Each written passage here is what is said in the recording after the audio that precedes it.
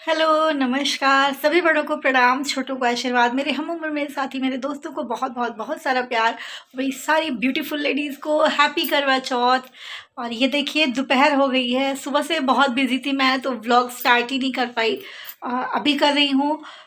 खाना वाना सब बन गया है और अब बन रहा है, ये पिन्नी बन रही है। चावल के आटे के जो लड्डू बनते हैं ना, पिन्नी, वो बन रही है। तो मैं चावल के आटे को भून रही हूँ धीमी आंच पे। और उसके साथ हम लोग क्या बनता है, भकोसवा, जिसकी तैयारी मम्मी कर रही हैं। और बनते हैं खूंट, यानी छोटी छोटी सी पूड़ी जो ग्लास से काट के बनती है।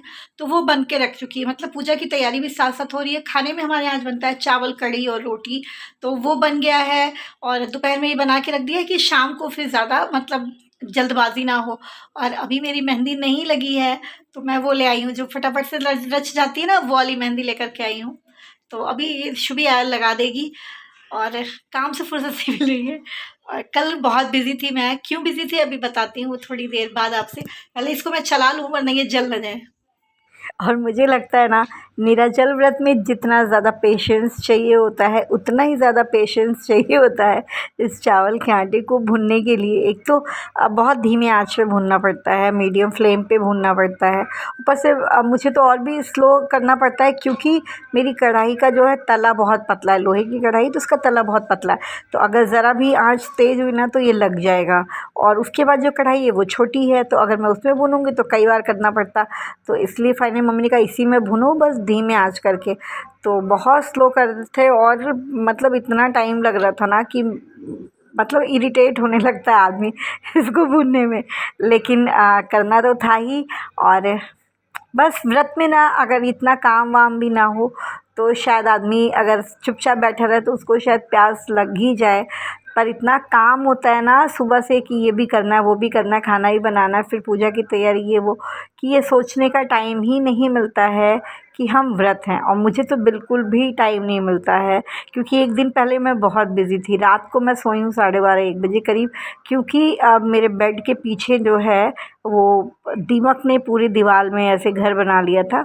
तो मुझे पूरा बेड हटाना पड़ा वहाँ से जहाँ पे जगह थी। तो पूरा बेड, मेरे हस्बैंड जब आए तो उसके बाद, तब तक मैं खाना वाना बना के मैं फ्री हो चुकी थी। उनके आने के पहले मैंने पूरा बेड खाली कर दिया था वान्या की हेल्प से, कि मैं बेड से सामान निकालती जा रही थी और वान्या उठा के उसको लॉबी में रखती जा रही थी कायदे से। और जो भारी सामान था वो मैं उठा रही थी, बाकी छोटे छोटे सामान तो बहुत हेल्प हो जाती है बच्चों के छोटे छोटे कामों से। तो पूरा टाइम मेरा, मतलब कल का मैं कुछ भी नहीं कर पाई थी। सिर्फ यही किया कि शाम रात का खाना बनाया, उसके बाद से पूरा बेड खाली किया। और उसके बाद फिर जब मेरे हस्बैंड आए तो फिर उन्होंने पूरा बेड खोला, हम लोगों ने हटाया उसको, फिर अंदर पूरा नीचे से साफ़ किया। मतलब बेड के आसपास और बेड की मेरी दिवाली की सफाई हो चुकी। तो वो सब करने में काफ़ी लेट हो गया। और वापस फिर से दीवान में मतलब बेड में सारा सामान भरना, वो बहुत मुश्किल काम था। तो रात को बहुत लेट हो गया था। तो हम लोग सोए, उसके बाद सुबह एज़ यूजुअल जैसे जगते हैं वैसे उठे। और उसके बाद लेकिन एकदम से मतलब भारी भारी सा लग रहा था, और इसी की वजह से ना मुझे सुबह उठते ही प्यास भी महसूस, एक तो थकान बहुत ज़्यादा थी, ऊपर से जब मैं 5:30 बजे उठी तो मुझे प्यास बहुत तेज़ लगी थी। लेकिन फिर जैसे जैसे मैं काम में लग गई ना, तो फिर वो प्यास पीछे रह गई। फिर मुझे नहीं ध्यान रहा कि मुझे भूख लगी है या प्यास लगी, फिर महसूस भी नहीं हुआ। ऐसे तो हर बार मुझे हेडेक बहुत ज़्यादा हो जाता था, सर दर्द बहुत होने लगता था। पर इस बार ना पता नहीं कैसा वो रहा कि मतलब पूरा दिन बीत गया और मुझे सर दर्द नहीं हुआ। रात में जब खाना खा के मैं सोने गई थी ना, तब फिर मेरा सर दर्द हुआ था। तो बस ऐसे ही पूरा दिन रहा मेरा। तो सुबह से फिर पहले खाना वाना बना, चावल मम्मी ने कहा सुबह ही कर लो, क्योंकि दोपहर में आता है मम्मी का शिव पुराण, तो मम्मी को वो सुनना था। और मुझे भी, चूँकि मैं मेहंदी नहीं लगवा पाई थी, ऐसे ही रहता है, तो मैं शुभी शाम में लगा देती खाना वाना बनाने के बाद। तो पर अभी तो रात का मेरा ये सब काम हो गया था, तो इसलिए शुभी लगा नहीं पाई। तो आज सुबह मुझे दोपहर में लगाएगी जब मैं फ्री हो जाऊंगी। तो ये देखिए चावल का आटा भून चुका, तो मम्मी ने कहा हटो मैं इसको खाली करती हूँ। ये देखिए हमारा भकोसवा हो रहा है रेडी। और मेरे फ़ोन में ना स्पेस ख़त्म हो गया था, इसलिए मैं बीच में शूट नहीं कर पाई। शूट शूट नहीं कर पाई। तो बस मैंने मम्मी ने सब मिक्स कर दिया था, मैंने फटाफट बेल दिया, मम्मी ने इसको मतलब भर दिया। और अब इनको पानी में डाल दिया गया है उबलने के लिए। तो बस ये फटाफट से तैयार हो जाएंगे। और हमारा किचन में बस अब पूजा का एक काम रह गया है, पिन्नी बनाना। चावल के आटे की पिन्नी बनती है, तो बस वो बनाना बाकी रह गया है। तो चावल का आटा भून के रख दिया है, बस सब उसमें सब कुछ मिक्स करना और उसके लड्डू बनाना बाकी रह गया है। तो वो भी हो जाएगा और अब हम हैं फ्री। तो अब मैं जाऊंगी, मेहंदी लगवाऊंगी शुभी और वान्या दोनों से। तो बस उसके बाद फिर बाकी तैयारी करनी है। किचन का काम हमारा ऑलमोस्ट ख़त्म हो चुका है और सब कुछ काम ख़त्म हो गया, बस थोड़ा सा बाकी रह गया, वही लड्डू बनाने के लिए रह जाएंगे, तो वो हम लोग फटाफट से बना लेंगे। और आप लोग की कैसी तैयारी चल रही है? आई होप सबकी बढ़िया तैयारी चल रही होगी। और किस किस को प्यास लग जाती है मुझे कमेंट करके ज़रूर बताइएगा। मुझे उठने के साथ ही प्यास महसूस होने लगती है, क्योंकि आदत है ना सुबह उठते ही मॉर्निंग में सबसे पहले गर्म पानी पीने की।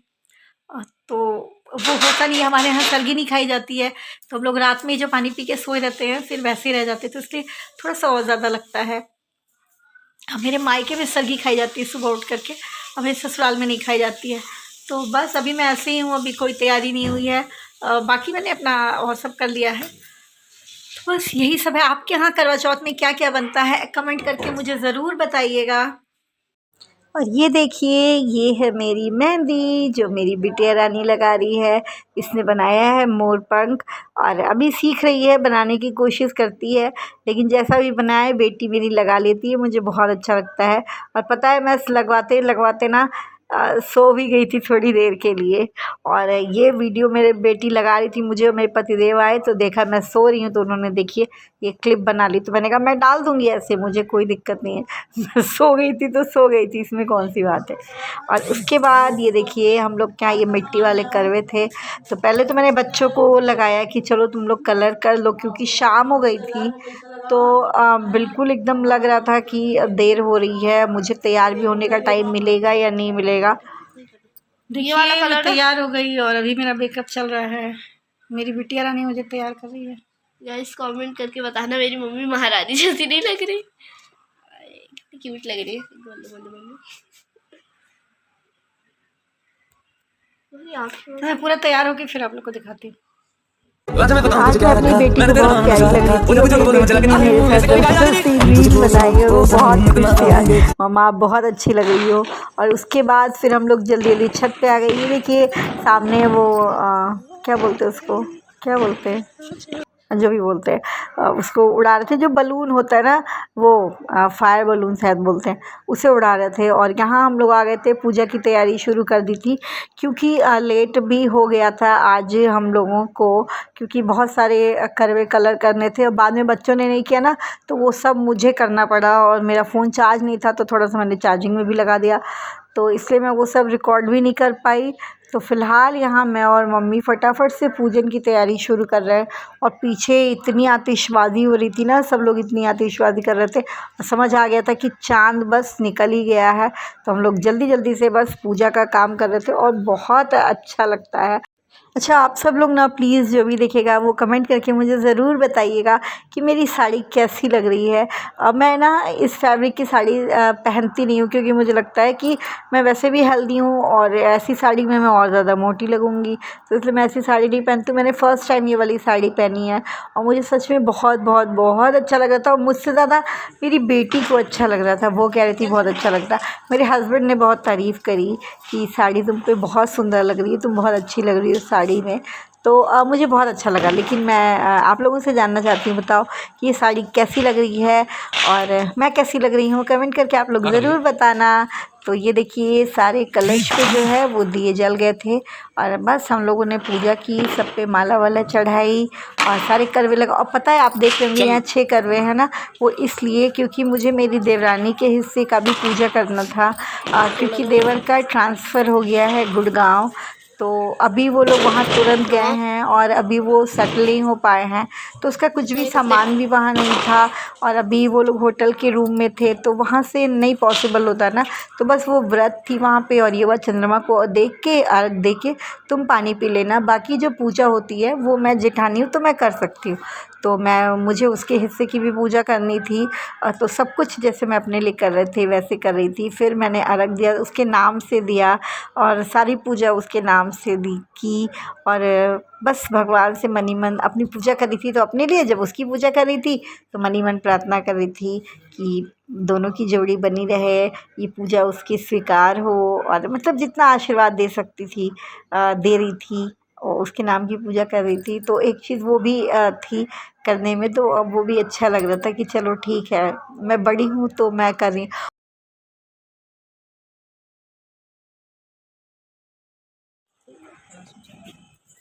पहले तो ये सही कर लो मम्मी। मांगती का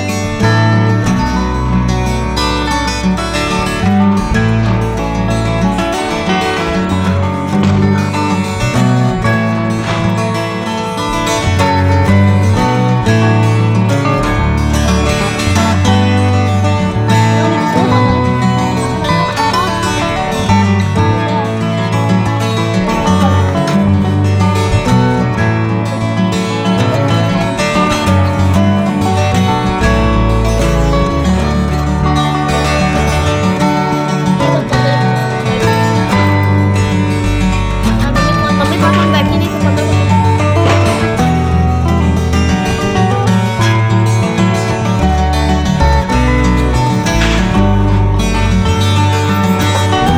और सच में मैं मन से बहुत सारा आशीर्वाद देती हूँ, बहुत सारी विशेज़ मांगती हूँ उनके लिए कि उनकी लाइफ जो है वो खुशियों भरी हो। हम लोग का रिश्ता बहुत बढ़िया है। जरूरी था क्या? तो इतनी बातें देखो मैंने अपनी देवर देवरानी के बारे में बता दी। और ये देखिए हमारे यहाँ ना पूजा की बात तो भूल ही गए। तो हमारे दोनों कलश उठा के पहले इसको ऐसे घुमा के आरती करते हैं, चंद्रमा की ध्यान करते हैं, चौथ माता का उनकी आरती करते हैं। और उसके बाद जो है पहले मैंने अपना किया देखिए, उसके बाद मैं ये प्रियंका का कलश रखा था तो मैंने उसका कलश उठाया और उसके नाम से ध्यान करके पूजा की। और प्रियंका वीडियो कॉल में ना सब कुछ देख रही थी, वीडियो कॉलिंग कर दी गई थी, मेरे हस्बैंड दिखा रहे थे तो वो देख रही थी उधर से कि हाँ पूजा हो रही है। वो हाथ जोड़ के मतलब उपस्थिति उसकी थी, ऑनलाइन ही थी। और हो जाता है जीवन में ऐसे कभी कभी परिस्थितियाँ आ जाती हैं ना कि जब पॉसिबल नहीं हो पाता है। तो फ़िलहाल हमने पूजा करी, हमारे पूरे परिवार के लिए ही पूजा है आज जो। और ये देखिए मेरा मांग टीका कहाँ चला गया। पता है मैं जल्दी ना देर हो गई थी तो जल्दी में मैं उसको सही से पिन। और ये हमेशा होता है मेरे साथ, कहीं जाना भी होता है ना तो उस दिन मैं इतनी बिज़ी हो जाऊँगी, इतने सारे काम हो जाएंगे या बच्चे इतना परेशान कर देंगे कि मैं बिल्कुल ऐसे मतलब लसक फसक तैयार होके मुझे भागना पड़ता है।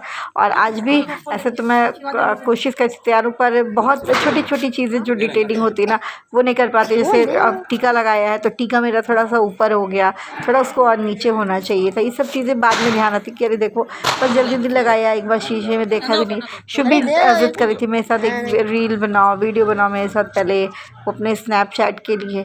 तो बस ये सब करते करते ही टाइम निकल जाता है, पता नहीं चलता है। खैर जो भी कमी और अधिक रह गई, ये देखो प्रियंका फिर हम लोगों से आशीर्वाद ले रही थी पूजा के बाद, मुझसे, मम्मी से। तो रिश्ते अगर दिल में प्यार हो ना तो दूरी कोई मायने नहीं रखती है, कोई मतलब नहीं होता है दूरी का, बस जुड़ाव होना चाहिए। और इसके बाद देखिए मैंने तुलसी माता को दिया जलाया और फिर चंद्रमा नीचे से दिख नहीं रहे थे साफ, तो हम लोग सबसे ऊपर वाली छत पे आ गए। और पता है मुझे बहुत अच्छा लगता है, मुझे मन करता है कि मैं चलने से देखूं, पर शुरू से मम्मी जी ने मना कर दिया तो मैंने नहीं देखा। और उसके बाद नीचे आई और उसके बाद अपने पतिदेव के पैर छुए, उनसे आशीर्वाद लिया और उसके बाद उन्होंने मुझे पिलाया पानी और मेरा मांग टीका जाने कहाँ चला गया था। और उस समय लगता है ना, ये देखिए पूरी पिन्नी मुंह में डाल दी। और मैं जब बाहर मम्मी पापा के पैर छू रही थी तो शुभी पता नहीं किस बात पे शुभी बात में लड़ाई हो गई तो उसने रिकॉर्ड ही नहीं किया वो। और उसके बाद देखिए मेरे पतिदेव पानी पिलाते हुए, उस समय एक बार पानी का गिलास मुँह में लगता है ना तो लगता है कि बस अब ये गिलास हटाओ नहीं। और उसके बाद हम लोगों ने बनाई 1-2